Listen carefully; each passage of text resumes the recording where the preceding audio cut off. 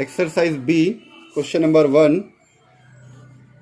1200 रुपए का 12% वार्षिक चक्रवृद्धि ब्याज की दर से 2 वर्षों का चक्रवृद्धि ब्याज भी निकालना है। यदि ब्याज की दर जो है आगणन त्रैमासिक है, ठीक है।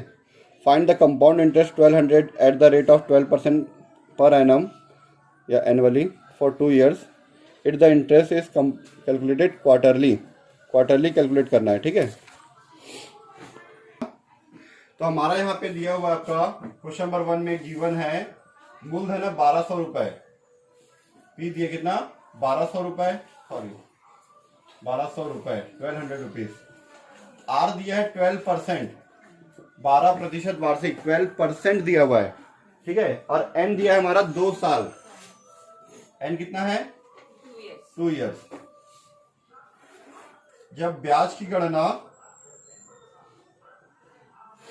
या चक्रवृद्धि ब्याज का आगणन या गणना त्रैमासिक होता है, ब्याज का आगणन मतलब गणना ना, आगणन, हाँ ऐसा लिखते हैं, ठीक है।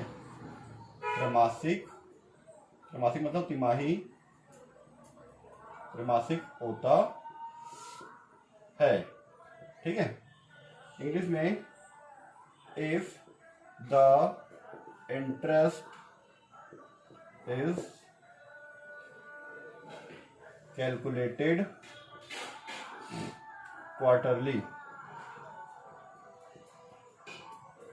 ठीक है। ब्याज का गणना जो है त्रैमासिक होता है, तो उस सिचुएशन में त्रैमासिक का मतलब क्या होता है मैं आपको बताता हूँ, ठीक है। ये हमारा त्रैमासिक लिखा हुआ है, त्रैमासिक मतलब क्वार्टरली, है ना। इसमें हम लोग क्या करते हैं, टोटल कितना महीना होता है, 12 महीना होता है एक साल में, कितना 12 महीना। त्रैमासिक मतलब क्या होता है, 3-3 महीना। अगर मैं 3 महीने से डिवाइड करूं तो कितना इंस्टॉलमेंट बनेगा, 4 इंस्टॉलमेंट। मतलब एक साल में 4 बार ब्याज की गणना होगी, हर 3-3 महीने में होता है, मतलब 4 बार ब्याज की गणना होगी। कितने साल में, एक साल में। अगर मैं छमाही बोलूंगा तो क्या होता है, यहाँ पे 6 आता है, तो एक साल में ब्याज की गणना कितने बार होगी, 2 बार होगी। अब हमारा तिमाही गणना होता है, तो उसके हिसाब से हमारा मिश्र धन अमाउंट, ठीक है, हिंदी में बोलते हैं हम लोग मिश्र धन। वैसे हमको यहाँ पे चक्रवृद्धि ब्याज निकालने बोला, मैं चक्रवृद्धि ब्याज डायरेक्ट निकाल सकता हूँ, लेकिन मिश्र धन निकाल के चक्रवृद्धि ब्याज निकालना हमारे लिए आसान होता है, जल्दी बनता है और थोड़ा बड़ा भी बनता है। ए इक्वल टू क्या होगा formula, P1 plus R divide by 4 into 100 divide by power में 4n। 4 क्यों आया, क्योंकि एक साल में 4 तिमाही होता है, 12 महीने में हर 3-3 महीना जोड़ेंगे तो 4 बार आता है, 3 महीना 3 महीना 3 महीना 3 महीना करके 12 महीना होता है। मतलब एक साल में 4 तिमाही होता है, 4 क्वार्टरली होता है, इसलिए 4 आ गया, ठीक है। अब A इक्वल टू आपका P पता है, और ये हमको वैल्यू पता है, कितना है P का वैल्यू 1200, ठीक है। उसके बाद है 1 प्लस R का वैल्यू कितना है 12%, 12 4 इंटू 100 400, ठीक है। उसके बाद थोड़ा साउंड कम करना है ना, 4 का 4, n का वैल्यू कितना है 2,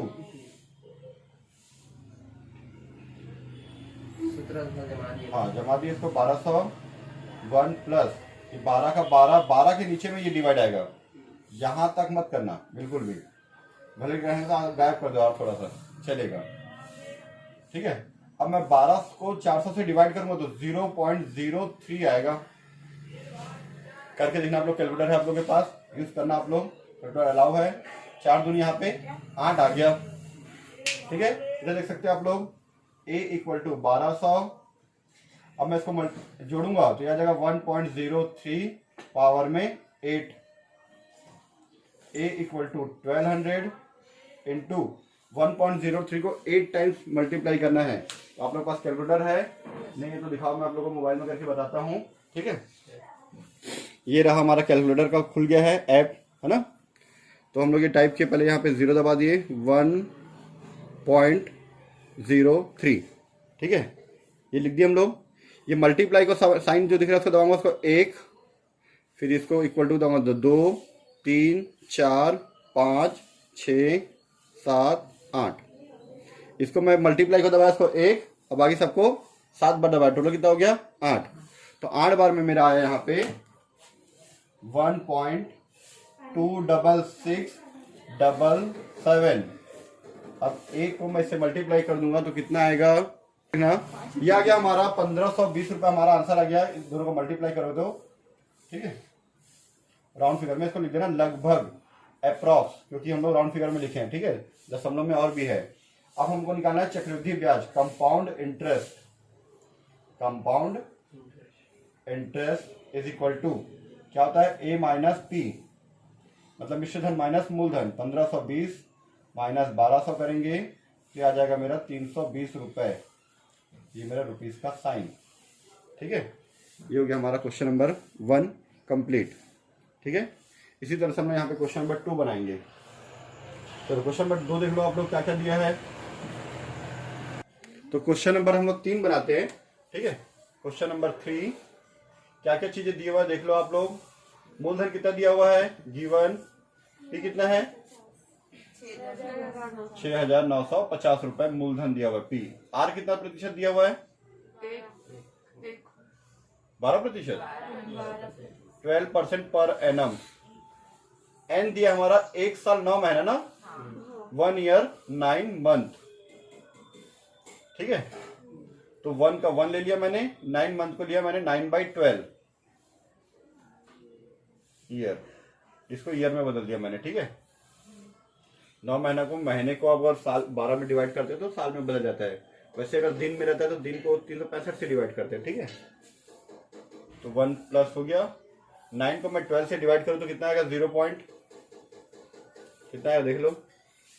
9 को अगर मैं 12 से डिवाइड कर दूं कितना आएगा। मैं इसको भिन्न में भी लेके बना सकता हूं, पर मैं दशमलव ले रहा हूं कि कैलकुलेटर हमारे पास। 9 को मैं 12 से डिवाइड कर दूं 0.75 आएगा ईयर, और इसको अगर मैं जोड़ दूं तो मेरा 1.75 ईयर आ जाएगा। 1 साल 9 महीना मतलब 1.75 ईयर्स, ठीक है। ये आप लोग का क्लियर हो गया।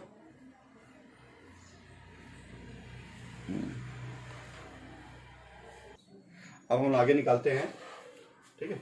ए निकाल देते हैं, ए इक्वल टू वही ब्याज की गणना तिमाही होता है, कैलकुलेटेड क्वार्टरली लिख लेना आप लोग, है ना, क्वेश्चन में लिखा हुआ है। तो क्या होगा formula, A equal to P 1 plus R divide by 4 into 100 और यहाँ पे 4n। A equal to P कितना है 6,950, 1 प्लस आर कितना है 12%, यहाँ पे भी 12, यहाँ पे हो जाएगा आपका 400, 4 और 100 को मल्टीप्लाई करेंगे तो 4 इंटू 100 400, 4 इंटू कितना 1.75, 4 का 4 n कितना 1.75, ये आ गया 6,950, 1 प्लस फिर 12 को 400 से डिवाइड कर तो 0.03, और इसको इससे मल्टीप्लाई कर तो मेरे ख्याल से 7 आएगा। a इक्वल टू 6950, इसको जोड़ो तो 1.03 पावर में 7, फिर वही करो आप, ठीक है। मैं आपको फिर से करके दिखाता हूँ। ये रहा हमारा, है ना, 1.07, ये एक बार हुआ, ठीक है।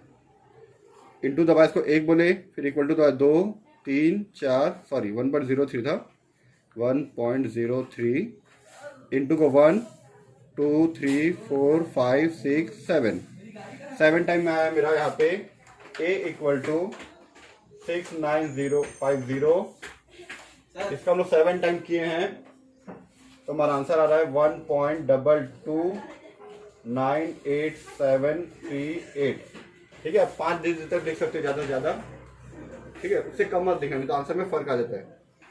उससे ज़्यादा आपको जितना लिखना लिख सकते हो। अब इसमें मैं इंटू कर देता हूँ 6,950, ठीक है। 6,950 को अगर मैं जोड़ूंगा यहाँ पर तो मेरा कितना आएगा, जोड़ना नहीं मल्टीप्लाई करना ना, इससे इसको इससे मल्टीप्लाई करेंगे तो आंसर आएगा मेरा यहाँ पे 8,547 रुपये 62 पैसे, ठीक है। रुपये पैसे के टर्म में लिखे थे हम लोग। ए इक्वल टू मेरा इतना आया, ये मेरा आ गया मिश्र धन, ठीक है। देखो आप लोग का आंसर आया क्या, ठीक है। अब उसके बाद आप लोग कंपाउंड इंटरेस्ट निकाल लेना, compound interest is equal to A minus P करके आप लोग निकाल लेना, आप लोग का आंसर आ जाएगा, ठीक है। इसे यहाँ पे मेरा है क्वेश्चन नंबर 4, 4,000 रुपए पे 10 वर्ष के लिए 1.5 वर्ष का चक्रवृद्धि ब्याज निकालना है, ठीक है। कंपाउंड इंटरेस्ट निकालना है, ब्याज छमाही देय हो, छमाही देय, ठीक है। तो मैं इसी में आपको शॉर्टकट मिटा के बता रहा हूँ कैसे करते हैं छमाही देय हो। तो ठीक है, आप लोगों को पूरा बनाना है, मैं सिर्फ शॉर्टकट में लिख के दे रहा हूँ आपको कि बनाना कैसे है। ठीक है, अमाउंट कितना है क्वेश्चन नंबर 4 में 4000 रुपये। ठीक है, 4000 रुपये, प्रतिशत कितना दिया आपका 10%, 10% हो गया। और समय कितना दिया है, ठीक है, 4000 दिया है, ये 10% है। और कितना दिया है, 1.5 साल दिया आपको, कितना है 1.5 साल, 1.5 ईयर दिया है। तो उसको अगर मैं मल्टीप्लाई करूं, 2 एकम 2 और 1 3/2 वर्ष। ठीक है, 2 एकम 2 और 1 3/2 वर्ष। अब ब्याज का आगमन क्या होता है, छमाही बोला है यहाँ पे, है ना, हाफ ईयरली बोला है, छमाही गणना होता है। तब क्या करते हैं हम लोग, ठीक है, ब्याज का आगणन या गणना जो है छमाही दे हो। ठीक है, इंग्लिश में हाफ ईयरली लिखा होगा। ठीक है, हाफ ईयरली लिख देते हैं यहाँ पे, हाफ ईयरली। ठीक है, या मैं अपने मन से नहीं लिखा हूँ, क्वेश्चन में दिया रहता है, जो लाइन दिया वैसे लिख दो, दे लिखा है, गणना लिखा है, जैसे भी लिख दिया। ठीक है, तो फॉर्मूला हो जाएगा हमारा अमाउंट